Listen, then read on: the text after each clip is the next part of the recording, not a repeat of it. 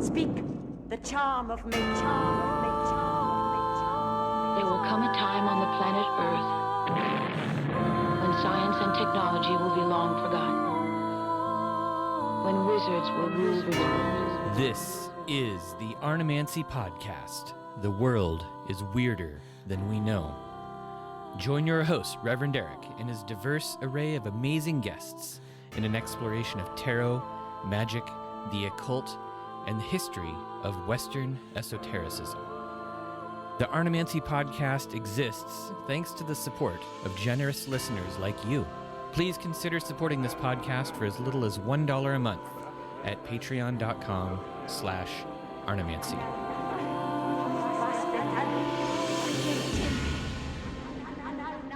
Welcome back to the podcast. I'm your host, Reverend Eric. My guest this episode is McCalla Ann. She's a podcaster, a student of Bridal Mysticism, and a professional diviner. McCalla runs SaturnVox, a multimedia occult education and divination platform based out of New Orleans. In this episode, we will be discussing a model of how divination, specifically tarot, actually works. In fact, we will be discussing McCalla's model.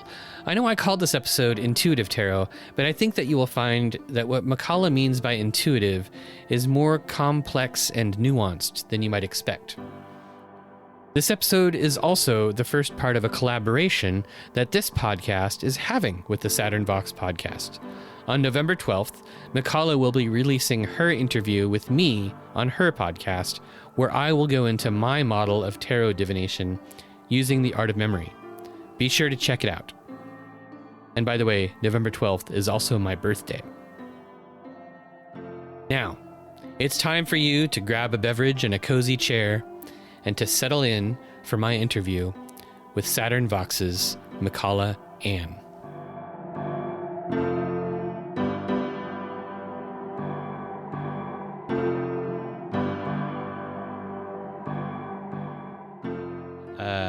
And so I'm just going to start with the definition that I got off of an internet dictionary, which is probably true. Semiotics is the study of signs as an element of communication, as well as the analysis of systems of communication. Does that make sense to you? I would say that accurately describes what it is about, yes. It's a fancy way of saying, yeah, let's go home. Yeah, it's just a fancy way of saying signs have meanings.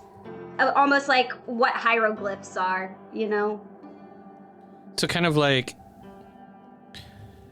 we're typically really used to signs, you know, sort of like in everyday life and everyday communication, we use, you know, letters, like individual letters. And they don't, but semiotics is more about kind of maybe whole words as units of meaning, or anything as units of meaning. Like when you're talking about hieroglyphs, they tend to be pictographs a lot of times, right? So it'll be like, you know, the bird is a symbol of a bird, but it can also make, you know, a specific sound. Right? Yeah, or the bird can also represent writing, you know? If it's you know, a specific kind of bird that maybe is associated somehow with Thoth, then that bird becomes a symbol of a scribe, right? Mm-hmm. Or even and there, so it can be a picture, a symbol of some kind, like let's think about the caduceus and how the meaning of the caduceus has changed over time due to its use. So this is a really good demonstration of how the sign isn't a static, or like the thing signified by the sign is not static. These things that are signified by the sign can change depending on cultural influence, your own psychological state, your parents' opinion on such and such. But so, for example, with the caduceus, it used to be a symbol of like total health, mind, body, completely in line with the spiritual world as well as the material world, which has now kind of been reduced, I would say, through a misconception or like somebody mistaking the caduceus for the staff of Asclepius or however you say his name. I usually say Asclepios. Asclepios. Oh, I love that. I heard somebody say Asclepius, and I was like, is he Sleepy the Dwarf now? That's what that sounds like to me. But, yeah, so that, I think that staff was replaced by the caduceus when we started using the caduceus as the symbol for hospital. Now, the caduceus, when I wear my caduceus, I go out, people ask me, are you a nurse? Oh, do you work in healthcare? Yes, I work in healthcare. Yes, thank you for noticing. But of course, my healthcare is a more, it's healthcare of the mind, healthcare of the spirit. It has nothing to do with working in a hospital, but that's what people assume. Yeah, and also you don't have to go back very long before you see, like in the 1800s, it was used by banks, because of I didn't association. even know that. It was associated with bankers.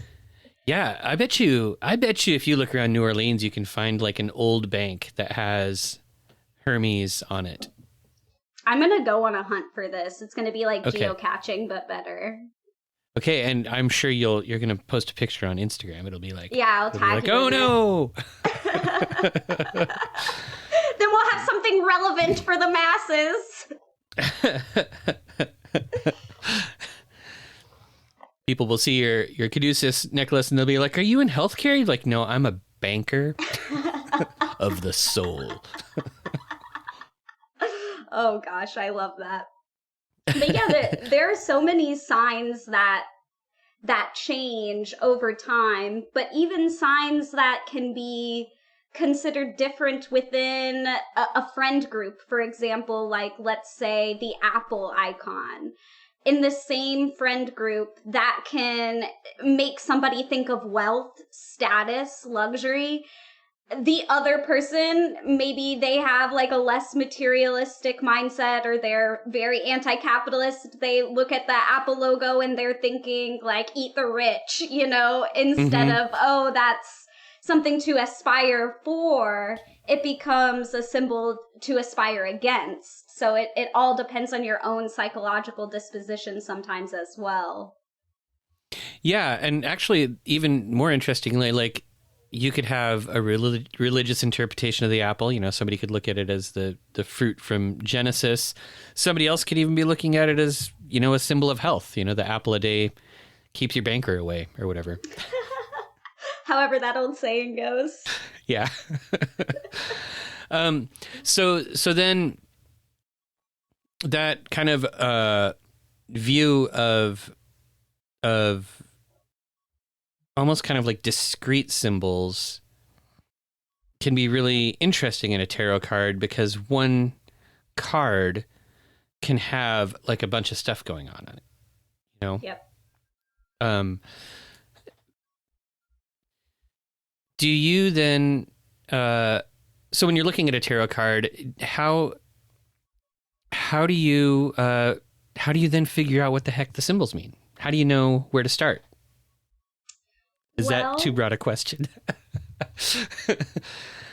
No, it's not too broad. I hope that the starting point I'm gonna pick fully answers the question. So the system that I first started learning tarot through, I didn't take a class on intuitive tarot. I did not start there. Actually, intuitive tarot is my finishing point, not my starting point. I started with, the more ceremonial magician concept, which is there is a formula. There's a linguistic formula of different signs and signifiers that make up this card. And that's why I said to you, I view it as a what did I say? A semiotic container. It's a container Yes. that you put things in, okay? And the Okay. formula is like the sign that I'm using that says these are the things that go into the container. So, like, let's say Two of Wands, for example. You have Hokmah in Atziluth, which is the Kabbalistic world, plus Mars in Aries, which is your astrological decan. And so those are, like, that's my formula that I can then put things in. So the things that you see on the Rider-Waite card and on Crowley's Thoth deck card are just these two magicians' interpretations of what these signs signify. So I feel like I can choose to agree or disagree with them as any good Jew would, right? This is a debate I'm having with dead magicians, right? About whether I agree or disagree with whether that is Mars and Aries or that is Hokmah and Atziluth, or what it means to combine the two together. But I can at least accept that the images I see on the cards are these people's way of making sense of those signs. So where to start? Your question, where do I start? I start by figuring out what the heck these things in the formula means. So I started studying Kabbalah. I started studying astrology so that I could say, well, this is what Mars and Aries means. And this is what it would mean to say, you know, I'm acting Hokmah in the world of Atziluth. I need to know what those words mean. So for me, I didn't start with this picture has a man standing on a mountain looking out, and how does that make me feel? You know, that's something that I've come to later as a way to maybe allow different decks to have a different voice by allowing the pictures to speak to me, if that makes sense. It does. It does. So do you still... So when you talk about intuitive tarot, then do you still use your original starting point? Like Hokmah and Atziluth and all that kind of stuff. Do you still use that starting point when you're looking at the Two of Wands, and then use the artwork on the card or the symbols that are on the card of whatever deck you're using to inform and influence that? I think it depends on what deck I'm using. Because, like, for example, the Thoth deck, if you're working with the pip cards specifically, there's no real picture there. It's just two wands. And maybe they're, like, sort of active-looking wands. I think it's the dojas on that card. So there's this, like, sort of martial arts feel. Not necessarily bad, but, like, definitely a level of violence and maybe dance. And, you know, then the Mars and Aries, I do bring that up a lot when I talk about Two of Wands with my clients. It's oftentimes it comes up because it means go, do the thing. Yes. So when I use that imagery of like the seed sprouting out of the shell, like it takes that strength. It takes that sort of courage for the seed to say, I don't know, or for the sprout to say, I don't know what's outside of this shell, but I gotta break out of this shell and see. That can be a very inspiring metaphor that people understand and relate to. So I will use it in that way. I try to use metaphors that I have learned about the different mystical concepts, so I don't have to say, oh, what do you mean you don't understand what Mars and Aries means? I can just say, imagine you are a sproutling trying to break out of the shell and burst out of the ground, and people get that, you know what I mean? Yeah. Do you have kind of a whole catalog of those sorts of metaphors then? Do you like... I try to. I do. I feel like that is the work of a good reader. is Yeah. to try to allow yourself to draw inspiration from the world around you. Take note of different things and say, oh yes, this is a Three of Wands moment. You know, like, so I'll catch myself doing this with my friends. I'll be having a conversation with my girlfriends and I'll be like, oh, that's very Four of Swords. Even if they don't know what I'm talking about, but I notice what they said. Mm-hmm. They said, oh, I need to take a step back and calm down before I respond to this person. Okay, yeah, that's a Four of Swords moment. So I try to allow my brain to be malleable enough to pick up on these things just as I go about my day, as I go about my life. That's an interesting way to kind of not only like apply the lessons of tarot, but to like learn more about the individual cards too, to kind of allow yourself, or even to train yourself to look for correspondences between cards and things happening in the everyday world. That's a good idea. Yeah, and it's fun. Like, it can be kind of like a game, kind of like you are piecing puzzle together, you know? Mm-hmm. Yeah. Let's say you're opening up a brand new deck of cards, brand new deck of tarot cards, cards you've never seen before. It's a deck you've never seen before. An artist you don't even know, have never even heard of. I mean, what is the first... So how quickly then does your... how quickly do the sort of like containers of the cards start to make sense? Like, do you feel like there's a lot of crossover? Like if somebody gives you like the, I don't know, the kitten vampire fairy deck or whatever... Would you be able to read with it? This is something that I have worked at reconciling. Since I started reading tarot, I started learning what a lot of people would call the Thoth system, which I would personally reject that term now, because it's just that people are more aware that the Thoth deck is set up with these formulas. A lot of people don't realize that the Rider-Waite is meant to have the exact same formulaic, stuff. So I would hear people be like, oh, well, Six of Cups, it doesn't actually mean childhood memories. It means, we're having some sort of ecstatic emotional experience. Well, why do you remember your good childhood memories? Because you felt ecstatic. Right.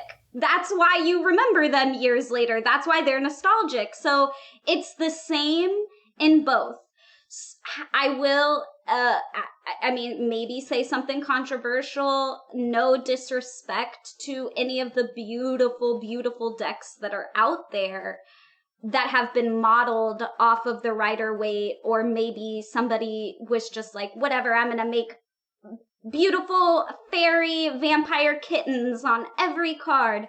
Good for them. Yes, that's lovely. I would love to use that deck, but I will probably ignore the pictures on it if I don't agree with, like, okay, so I have a deck that does this, actually, that there's one card in particular. It's a beautiful card. It's like a bunch of people with their arms and legs all mushed together, but it had nothing to do with that card as far as my understanding of the semiotic container. I want to say it was Eight of Discs, which is, the sun in Virgo. It's a very organized card. Like, to me, I don't see a lot of, like, weird disjointed bodies in that card. I love it. I think it's a wonderful painting. I have no idea what it has to do with Eight of Discs. But when I pull that card, I'm just going to read it like I would read my Thoth or my Rider-Waite Eight of Discs.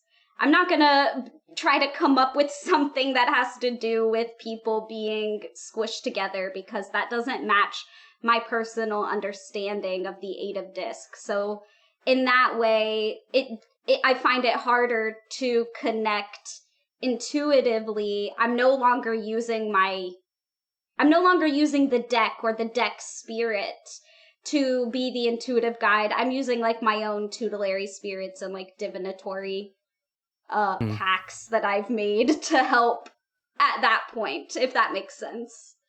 That does make sense. Do you think it kind of gets in the way? Does that sometimes, like, does that influence the decks you use? It only got in the way in the sense that the metaphors and imagery that I wanted to use to explain the card did not match up with what was on the card, and that made it more difficult for my clients to understand. I was using this deck I'm talking about a lot when I was reading tarot in the French Quarter, and eventually I did switch decks, and that was my own personal preference. It wasn't because my readings were failing. It wasn't because my clients were leaving unhappy. It was because I was tired of having to explain a whole and draw a whole different picture for my client in their head. And also having to like walk them away from whatever anxiety the picture was expressing. I didn't want them to think, because the picture was just very intense. It definitely brought a sense of anxiety to it, which again is like not something that I think about when I think of 8 of discs. So I don't want my client, and that's another important part about semiotics, and maybe why Crowley chose not to put any pictures on the pip cards, is because any imagery on the card is going to affect you whether you want to or not. As a reader, then reading for my clients who has more of an understanding, I'm still going to get that emotional impulse that, oh, we're all tied together. But I take a breath, I step myself back and say, I know that's not what this card is about.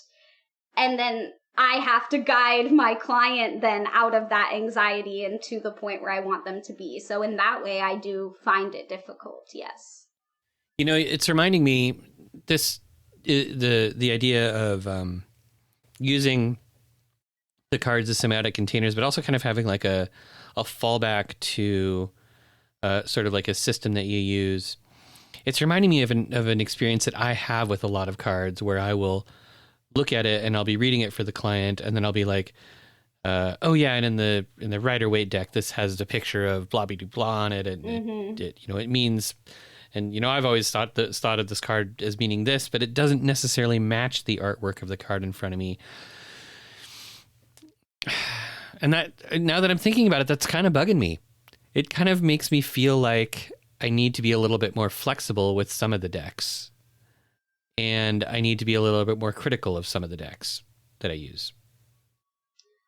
I mean, I personally think that's the better way to go, although I'm not trying to, I would never want to make anybody who is a pictorially intuitive reader feel ashamed of the way that they are approaching tarot. I think... Oh, yeah. Yeah, I think it's personal preference for a lot of it. There are, and of course, like, props to independent artists. I don't want to...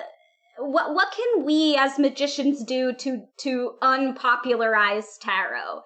If anything, I would rather it become more popular so that people spend more money on it. That would benefit me. Just saying. Astrology has had its time. It's tarot's turn. Didn't we already get like a chance a few years ago? Wasn't there some sort of like didn't one of those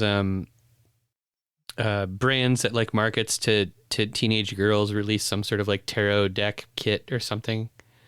I don't know, but I wouldn't be surprised I might be if they did. I mean, yeah, I wouldn't be surprised. I do think tarot is on some sort of resurgence. I think people have the tendency to want to view tarot as a lesser art than astrology. I think they're very different.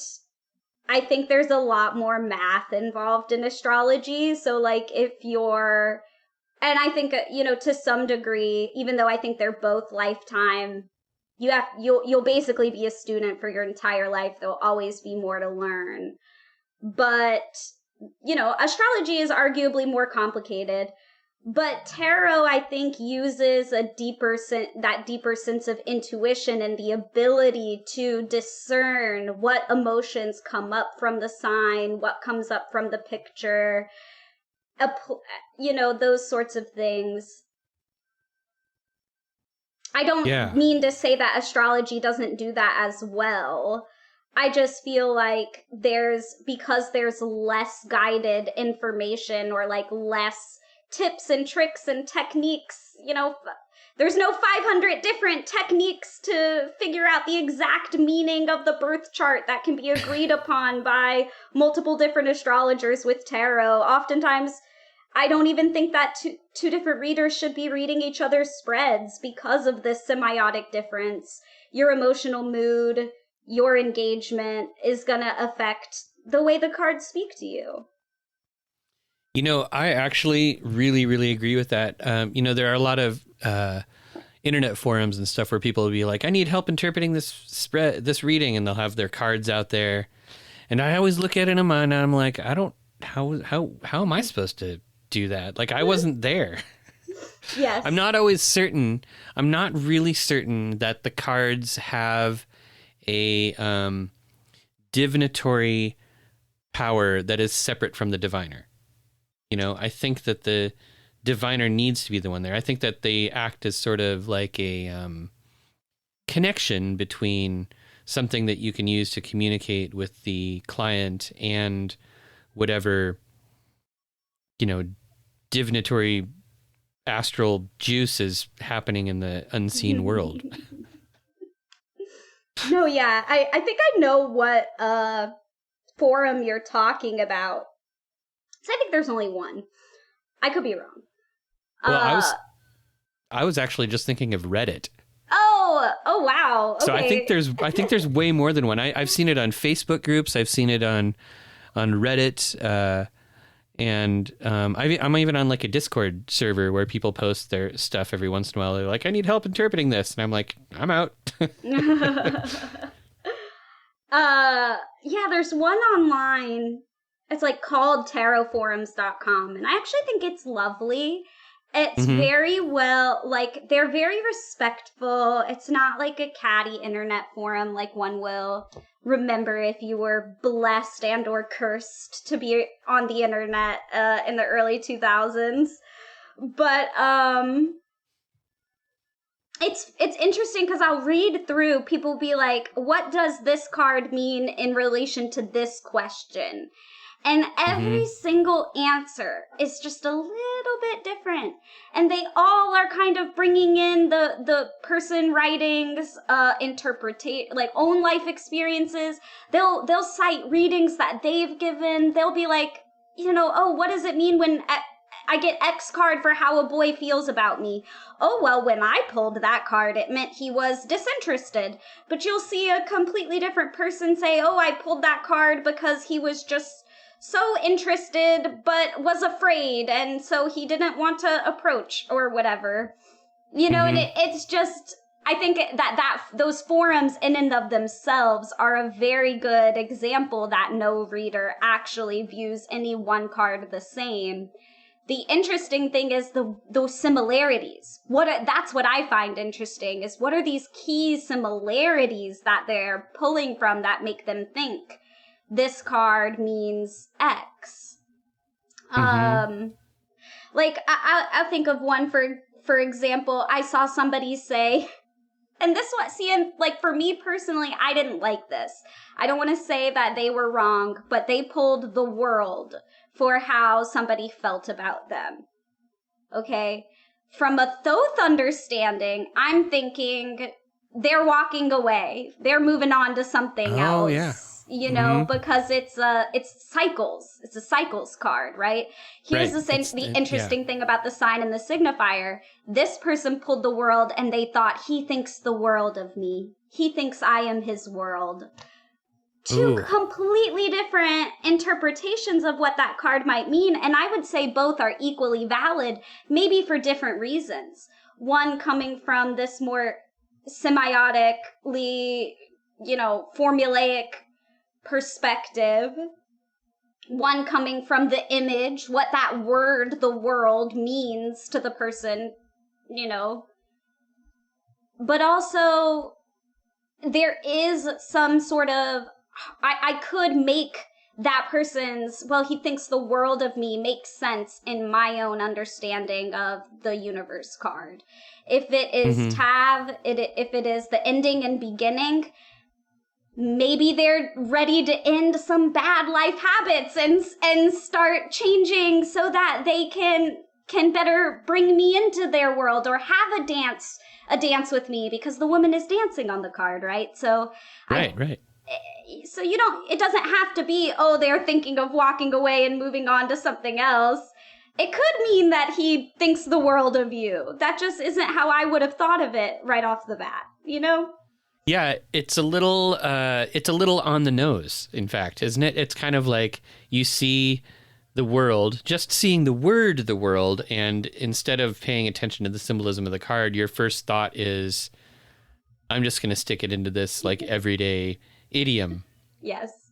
Yeah, that's, yeah, I can see that being kind of a trap. So then what would be the way to, for somebody who doesn't have the background in Kabbalah, or doesn't have the background in the Thoth system, what would be the way to approach a card like that intuitively? Would you want to kind of stop yourself from those immediate associations and spend time with the card, perhaps? I mean, I would always recommend that people do daily polls and see what the cards want to say to you specifically, or get to know each of their individual voices. Like, there have been times that I never would have thought such and such card could mean X, but I pulled it as my daily card and something happened and I was like, oh wow, that's definitely what the cards were talking about, but I never would have thought of that before.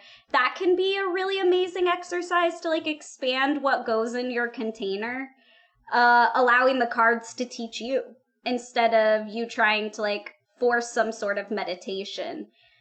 You can, of course, read the mystics and read the astrologers and meditate on that. That's a form of meditation as well. Trying to engage with somebody else's ideas and expand and break it apart within your own soul, however you see fit. That works. But if you're a more pictorial learner and you're really vibing on that version of the sign, and that's what you're trying to take your significance from, in the world card, she's on the Rider Waite, for example. Like, let's say you don't read Thoth, contained within a circle. So there's that same idea of we've completed a cycle within the pictures there. And she's beautiful, and she's almost, the angel is triumphantly emerged, or whatever. Maybe she's a goddess. I have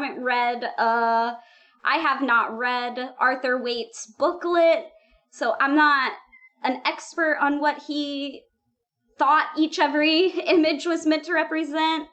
But whatever, the woman who's meant to represent the world is this beautiful, naked woman with the banner covering her, who's got like triumph symbols in her hand. So even though there is an ending happening, some sort of cycle has been completed.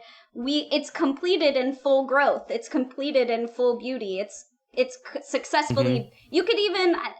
It's very like Yanni like she's emerging from the womb. So you could even see that as a completion as well as a birth, which Crowley, of course, tries to bring Crowley tried to bring that same idea pictorially into the Thoth deck. I don't know that I would have even picked up on it if I hadn't have read somebody smarter than me talking about it.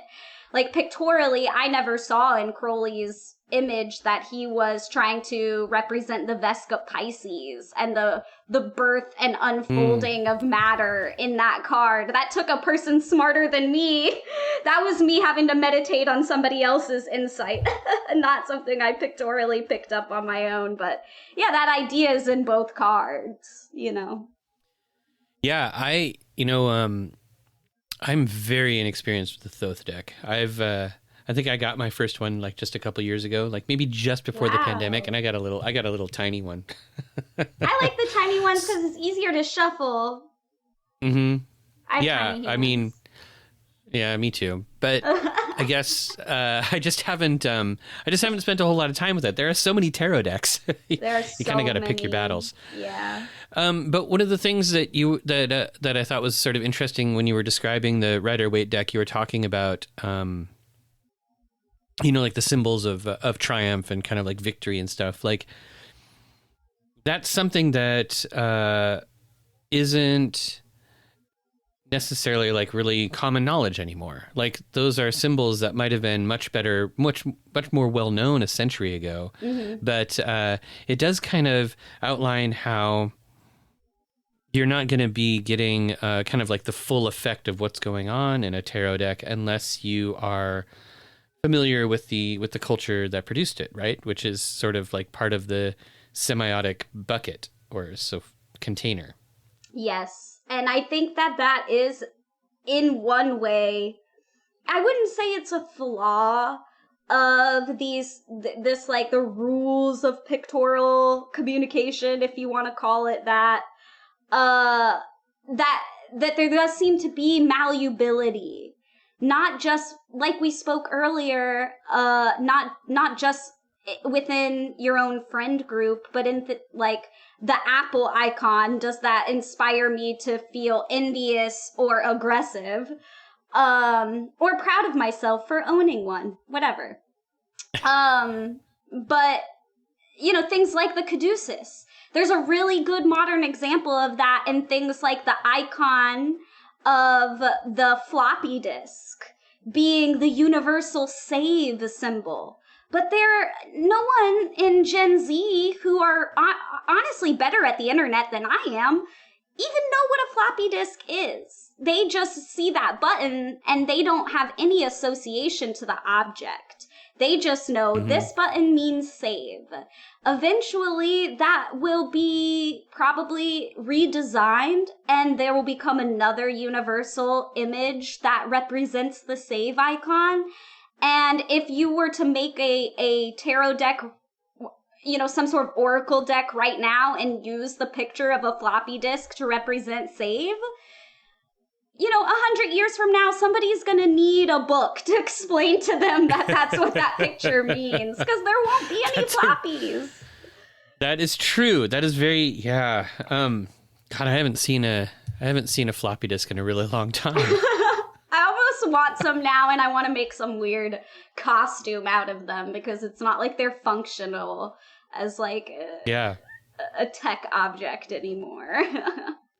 Oh, I bet you can probably buy them in bulk off of eBay, just a whole pile of old useless floppy disks. I've got my next Mardi Gras costume idea right there. So I want to switch gears a little bit and ask you some other tarot-related questions, because you read tarot in New Orleans. I do, yes. Which is kind of cool, right? Like that's sort of one of those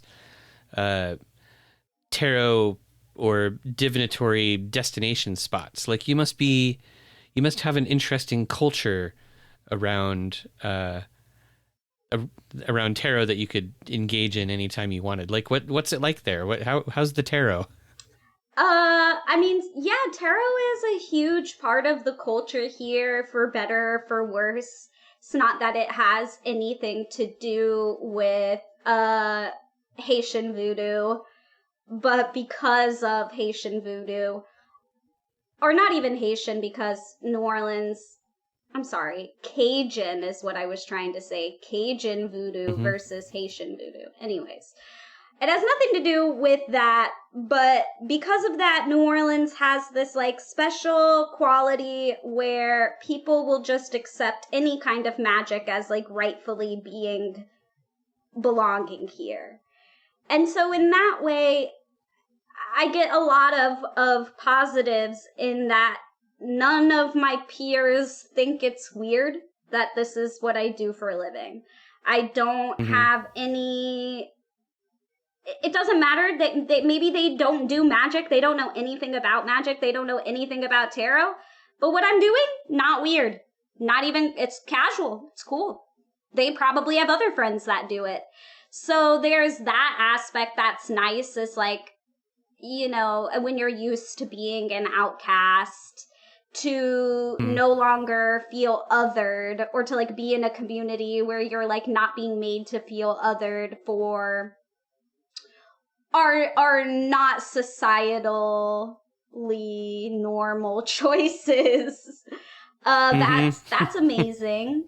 It's nice that, like, if I really can't pay my rent or something is like really wrong financially, not that I've ever had to do this, but I have the option to just grab a table and chairs and set up in Jackson Square and just collect people walking by, and that's also casual. That's normal. There's probably 7, 8 of them out there at any given time, and there's always at least 4 of them out there every night as well. So seriously, yeah, seriously, you don't need a tarot shop. readers on the street. Yeah, street readings. Wow. Street readers. Huh. So that is a very real part of life here. Because of that, though, the negative to me would be twofold. The first is that there's a lot of what I would call grifters. Not that, again, like, I fancy myself a mystic. I have a lot of Mercury in my chart, so I don't feel personally offended by your grift because you're not grifting me. But in some ways it does affect my business because, A, the field becomes oversaturated with readers. There's so many of us here. Half of them are charlatans. They just know they can make money from it. Only about half of them legitimately know what they're doing. And I will say this having worked at pretty much almost every shop in the French Quarter that you could work at to read tarot. I'm not saying I've worked at all of them, but I've worked at most of them. It doesn't mean that your reader is any more blessed by the gods because they've got an air-conditioned booth versus somebody out on the streets. It really doesn't. There's a lot of nepotism involved in that. It has more to do with how much social capital you have than it does with your reading skills. And the other, we could sort of call this the taco truck rule of tarot readings. oh yeah, It doesn't matter if they've got an actual restaurant or a truck. The tacos can still be delicious. Exactly. And oftentimes, you know, it's more delicious sometimes when you just happen upon it on the street. But the other thing I did not like this about reading tarot in the French Quarter. I had 3 types of clients. One were people who totally didn't believe it. They thought I was making it up and that it was all for entertainment purposes and that it was just something you do when you're in the French Quarter. Like, oh yeah, well, we have money to blow, so let's buy a tarot reading. That's what you do when you're in New Orleans. They're expecting it to be a joke. The cards say something very serious, like, you should divorce your husband. And then they're mad at me, you know? And it's like, well, I believe in this. Like, I truly believe in it, and I believe in the wisdom that it's trying to give. And I've actually worked at shops that were like, don't give bad readings. Like, if your cards say something bad, just don't, you know, because it's an industry, you know. My other types are people who really need help, and maybe I can help them a little bit, but they are going to need like more outreach of help than just me. But they only want it to be the reader. They want it to come from the spirits. Hallelujah. God said, do this. They're going to call you every week or come to the shop every week. And then, you know, people, the types of clients that I normally just book through my website online, which is just mystical seekers, magic practitioners, people who like genuinely want to use tarot as honest medicine. So I personally, as a reader, I know plenty of people who vibe in the chaos. They love reading in the French Quarter. They've done it for most of their life. I prefer doing it online. Like, I live in a city where I could go and I could read in the square any day I wanted with a schedule that I completely make up for me. I would rather do it online just because I like the types of clients that I get online more. So do you pretty much only do online readings then? As of the past couple months, I've like left my job in the Quarter and I've transitioned to just reading through my website. Yeah. Yeah. And it feels comfortable?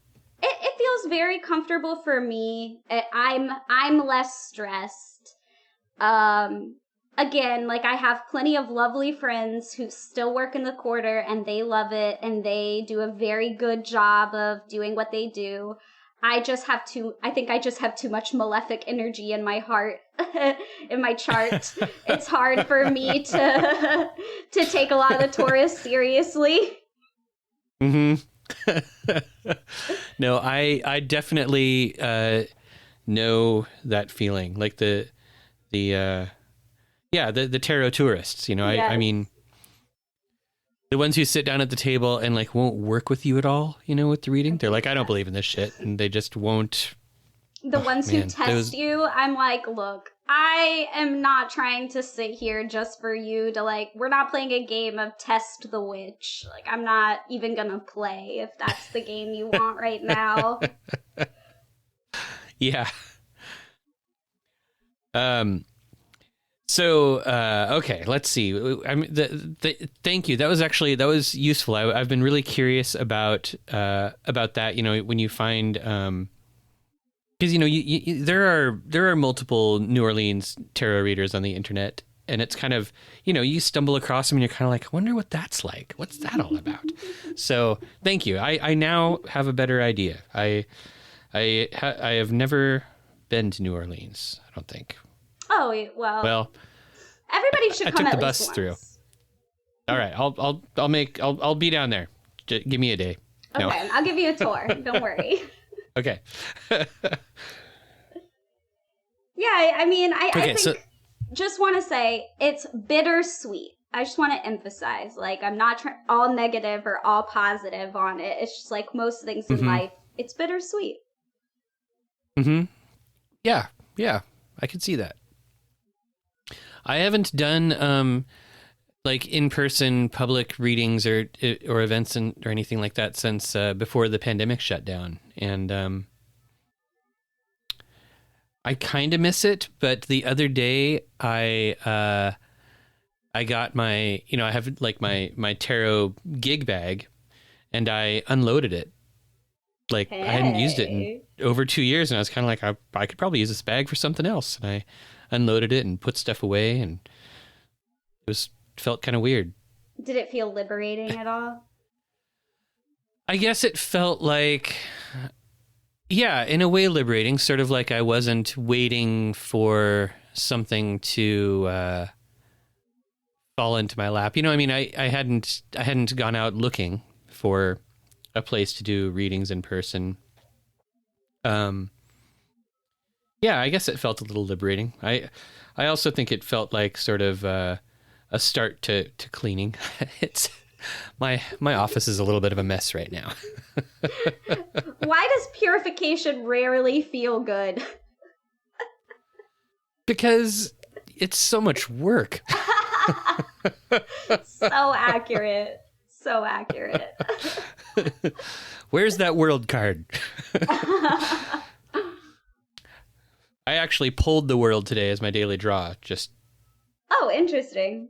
Yeah, but it was kind of funny. It was sort of a last minute thing. I don't always do a daily draw, but today I was I found a bag of the tarot coins. Like, I backed them on Kickstarter a couple years ago, and I was like, oh, I'll just pull one of these after I'm done. And it was the world coin. So it wasn't even a card; it was a coin. Oh, I love this. Tarot coins. I want some now. I think there's a new Kickstarter for them. Oh, okay. I'm gonna have to go back then. All right. I'll see if I think I have the link somewhere, but I already have so many tarot decks. I'm always sort of like, why do I keep buying tarot decks? So let's go back to the semiotic containers for a second. Let's see. So we talked about, are those ghosts? Do you have ghosts? Did you see my eyes? Yes. I have no idea what that was. I really don't know what that was. I really hope it was one of my neighbors, but it could have been ghosts. I really don't know. Yeah, maybe it's ghosts. I was literally like, that didn't sound normal. And I don't know where it's coming from, so just pretend like it doesn't exist and it'll go away. Well, I'm pretty sure I got a recording of it, so we'll take a look at it later. You're gonna message me later like, it's an incantation if you run it backwards, and be careful, where's your Bible? That was its response to purify. No, I'm just joking. Yeah, it's time to, you should probably think about purifying a little bit. Okay, so we talked about when you first started getting started with tarot, you kind of dove into like the ceremonial magic, occult correspondences, astrology, Kabbalah sort of side of things. And then do you sort of consider your approach now to be mostly intuitive then? Do you feel like, do you describe yourself as an intuitive tarot reader? So yeah, I would now, actually. And I think that's why I kind of said earlier, well, intuitive tarot is the end game for me. Because I guess, so what happens is, oh my. Ghosts. What time it was my cat. Okay, so, Okay, intuitive tarot is the end game. Yes. So what you'll notice when you start to become more comfortable with your container, and you've got a pretty good handle of what's in your container, you'll realize there are too many things in this container, and some of them are contradictory. And now when I pull the three of swords, I'm like, is this a contract? Is this a broken heart? Is this just some truth that I need to come to terms with? Like, I don't know, because there's so many different things that now fit inside this container, right? And that's where the intuition comes in. You need to either have a relationship with that deck. If you're using a deck you've never used before, I personally then will utilize the aid of different spirits that I have made tutelary pacts with specifically for divination.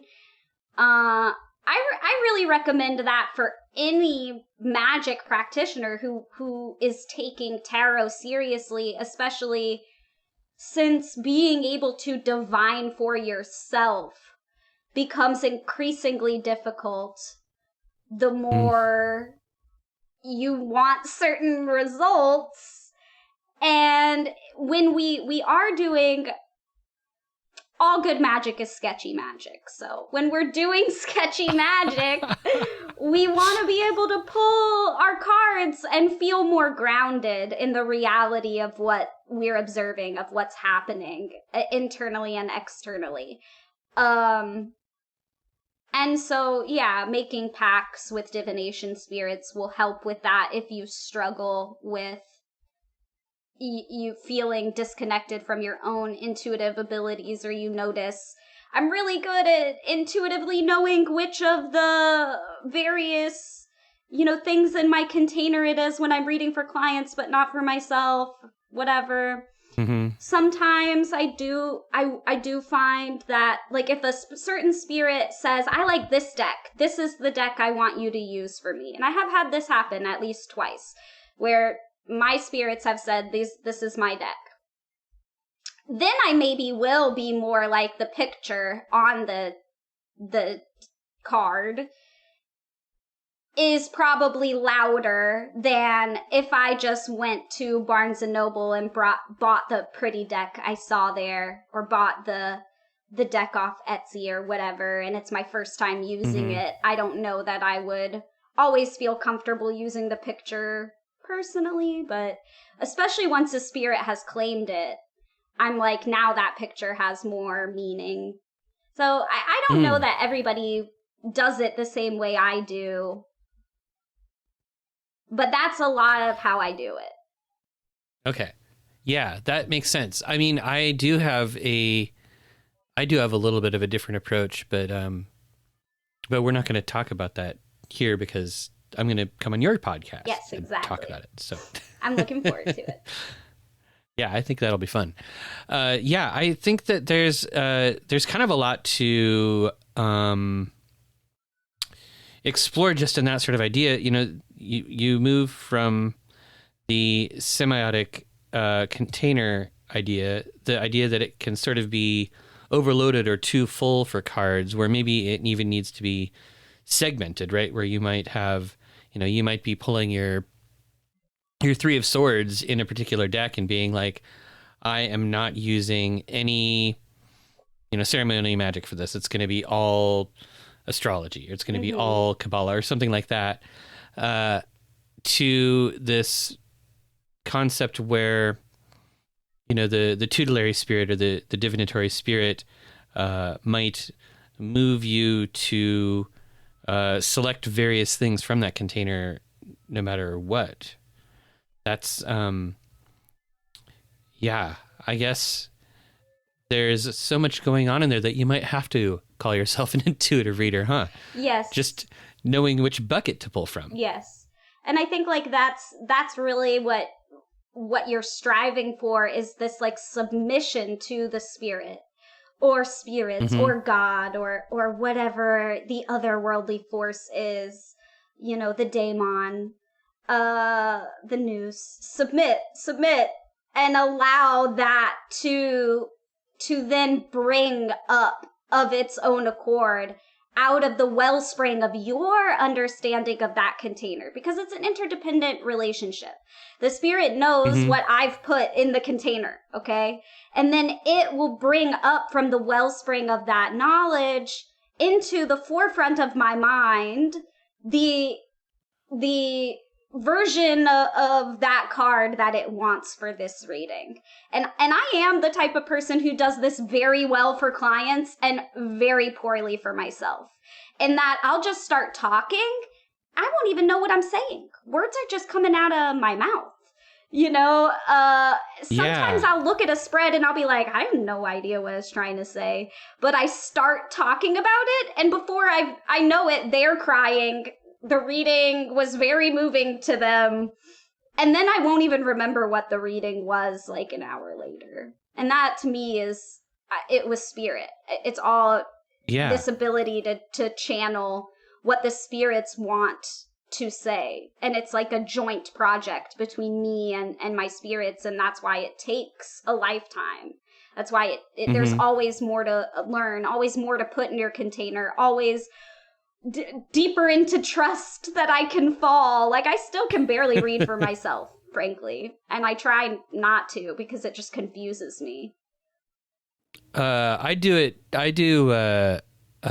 speed reading practice sometimes, where I'll just pull 3 cards really quickly, and then I'll like interpret them really fast, and then I'll pull 3 more cards on top. So I don't actually try to read for myself. I just sort of read for an imaginary person. I like that. But yeah, reading for myself, it is really tricky. And I think it gets harder the more you know. It does, yeah. No, it definitely does. Yeah. Because sometimes if I pull I really want them to say yes. I really want them to say yes. And I pull a more negative card, I find myself making excuses, like running through my head, like what are the various other things that this could possibly mean besides the thing I don't want it to mean?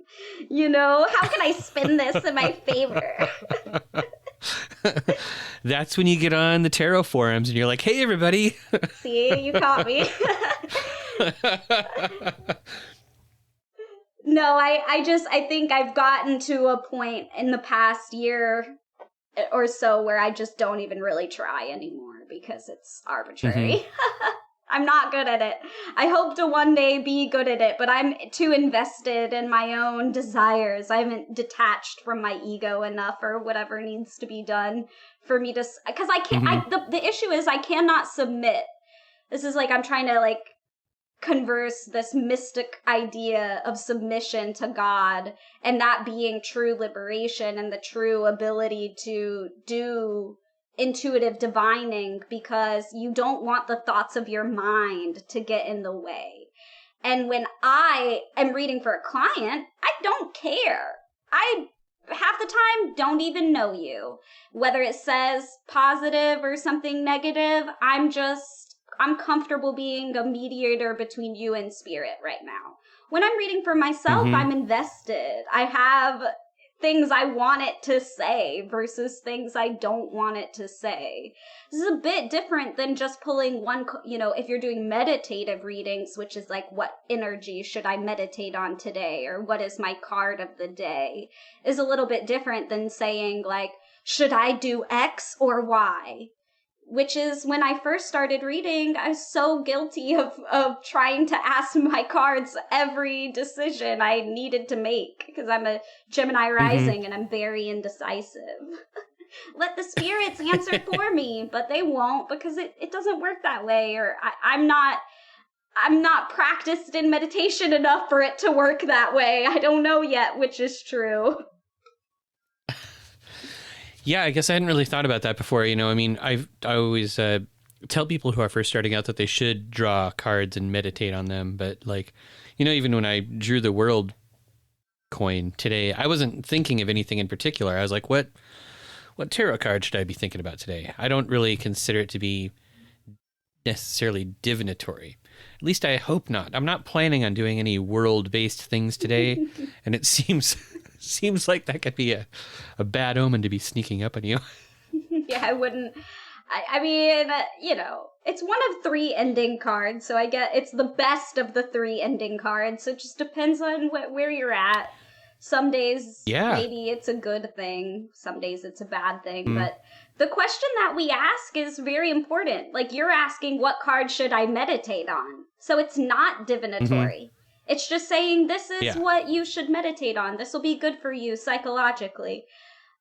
In her book on tarot and the Decans, T. Susan Chong. Oh, yeah, Susie. Yeah. You can just call her Susie. Susie. She was... I mean, I guess I can't tell you that for her, but... Yeah, she's been... You guys seem like your friends. She's been on your podcast a good couple of times. I'm going to be hanging out with her on Friday, actually. Aw, we can tell her I liked her book. I will. I'll pass that along. I think it's an excellent book. It is, yeah. I agree with you. So she was talking about it more like, I pull a card to divine what is going to happen to me that day.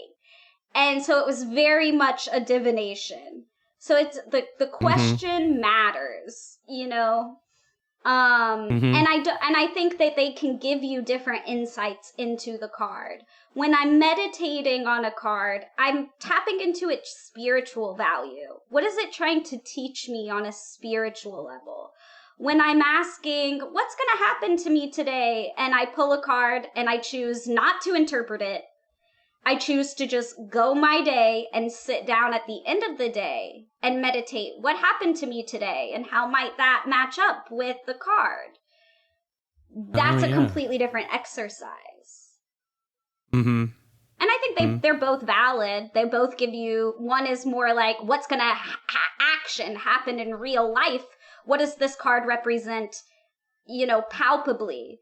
Versus, what is the lesson of this card? What is this card's wisdom? It's 2 different things. Mm-hmm. Yeah, that makes a lot of sense. Well, then I'm not going to worry about it. You can just sit over there, world coin. Yeah.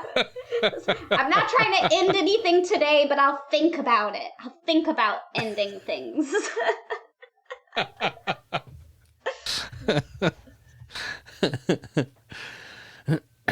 Well, I feel like we've got a pretty good amount of material for this. Why can you tell everybody how to find you online? I mean, I suppose I told them you're SaturnVox on Instagram and Twitter, and and wisely enough, you're also SaturnVox.com.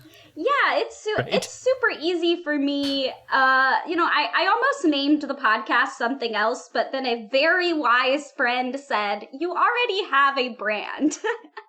So it's just everything is SaturnVox. You could do SaturnVox.com for my website, and it's got my merch, it's got my readings, it's got my blog, and my podcast. You can Apple or Spotify the podcast, and Twitter or Instagram SaturnVoxes, where I try to post something relevant for the algorithm so people will listen to my show.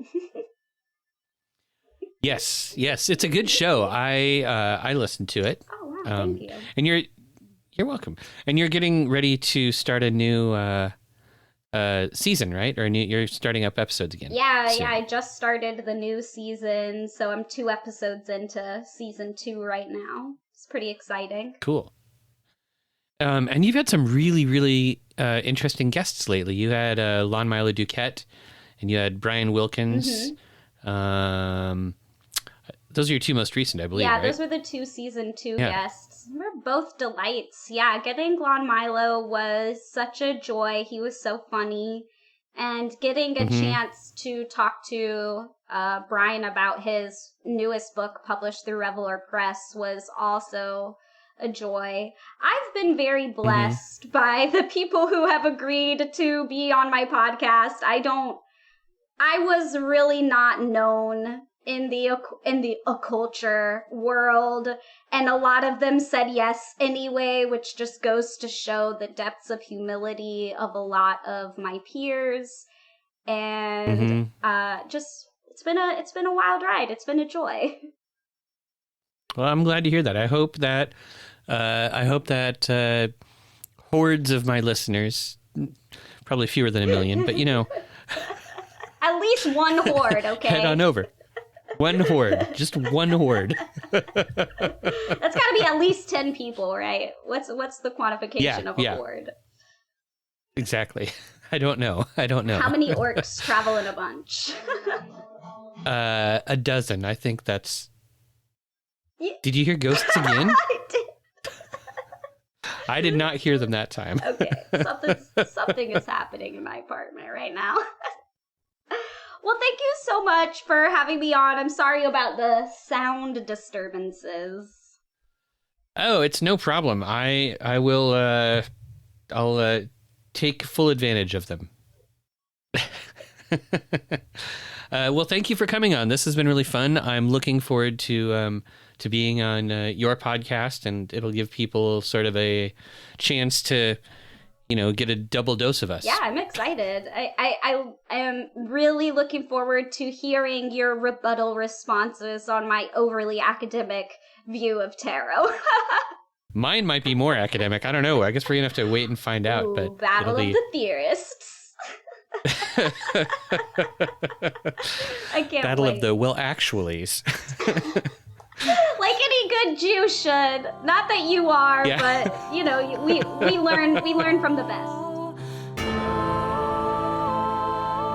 This has been another episode of the Arnemancy Podcast. Thank you for joining me. I have been your host, Reverend Eric. You can find Arnemancy online at arnemancy.com, and you can subscribe to this podcast anywhere podcasts are found. If you like what you hear, please consider supporting the Arnemancy Project for as little as $1 a month at patreon.com/Arnemancy.